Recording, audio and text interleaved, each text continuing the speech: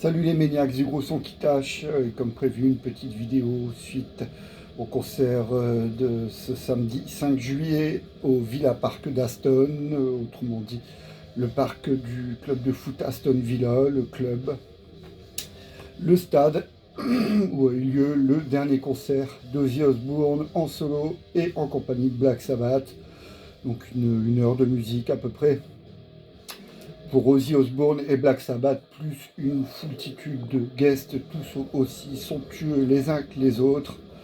Et en fait, j'avais pas prévu d'en parler, hein, de cet événement qui pour moi n'est pas un non-événement, loin de là, hein. Je viens de le préciser, il y avait vraiment que des stars à l'affiche, des stars plus ou moins âgées, mais qui sont, oui, ce sont vraiment les gens qui ont fait le métal ces 40 dernières années, voire ces 50 dernières années, pour bien sûr Black Sabbath, mais vous verrez, il y a également Judas Priest qui, même s'ils n'étaient pas présents physiquement, eh bien, ils sont allés de leur petite reprise disponible sur YouTube depuis 4 jours maintenant.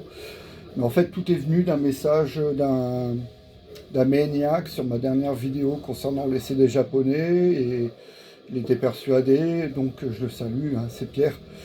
Il m'a suggéré d'en parler, voilà. Il m'a suggéré d'en parler. Il était surpris qu'en fait je ne parle pas de cet événement. Oui, c'était un événement, mais déjà pour y aller, les places elles se sont arrachées à l'espace de 16 minutes. Les 40 000 places du stade de Aston à Birmingham. Et faut savoir qu'il y a également eu plus de 6 millions de views et streaming pour cette date hier. Donc c'est quand même quelque chose de colossal, bien sûr. Et 5,8 millions pour être plus précis. Et donc j'ai posté le short tout à l'heure, et il y a Nicole Dordogne qui m'a précisé, qui m'a dit est-ce l'événement de ce week-end ou pas? Bon, savoir que c'était Sharon, bien sûr la femme d'Ozzy, qui organisait le truc. C'était Tom Morello, le chef d'orchestre, donc c'est lui qui a composé les super groupes, et il y avait du lourd en termes de musiciens.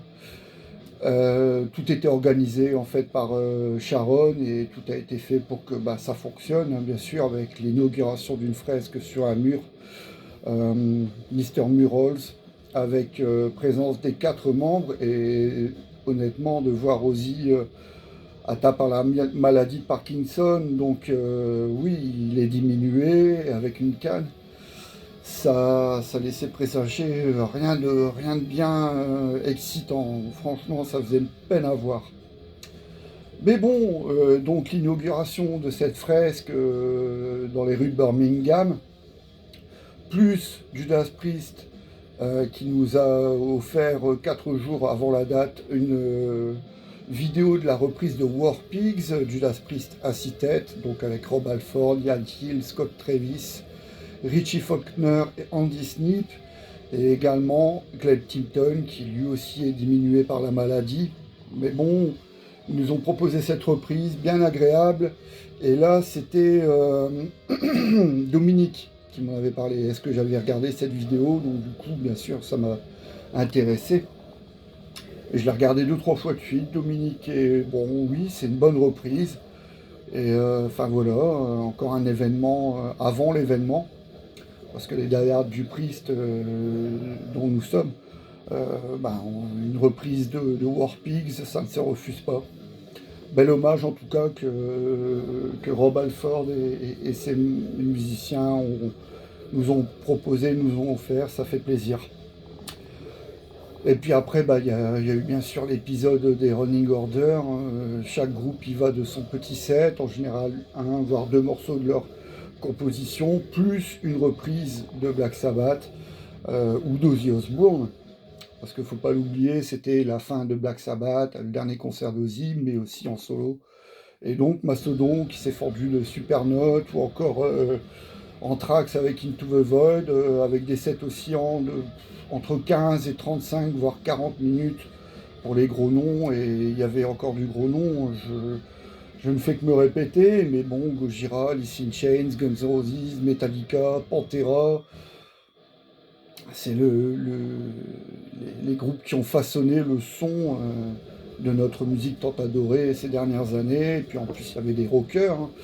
Il y avait Ron Wood des Rolling Stones, il y avait Sammy Hagar. Et puis dans les nouveaux, il y avait également Tobias Forge de Ghost, qui a été de sa reprise de Bark at the Moon.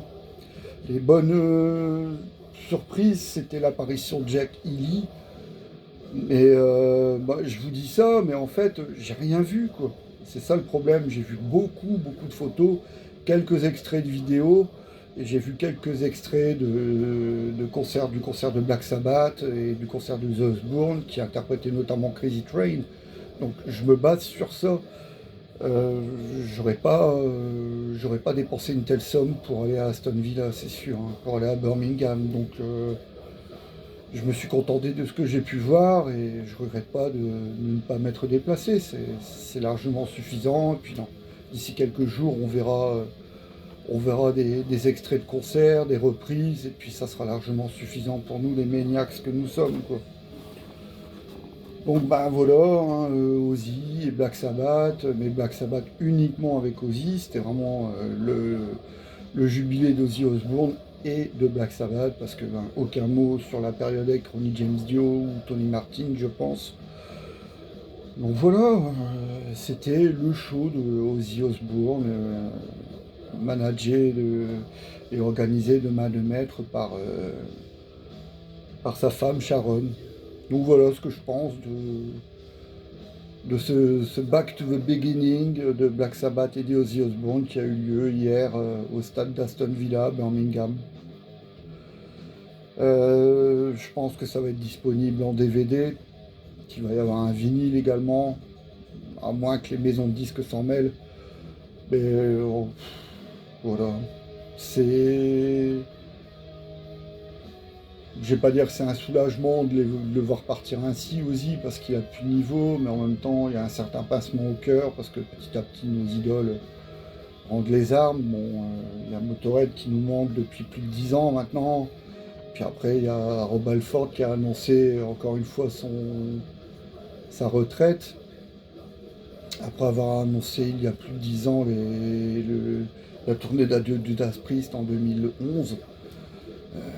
Klaus Meine qui chante de moins en moins bien, qui est vraiment à la peine.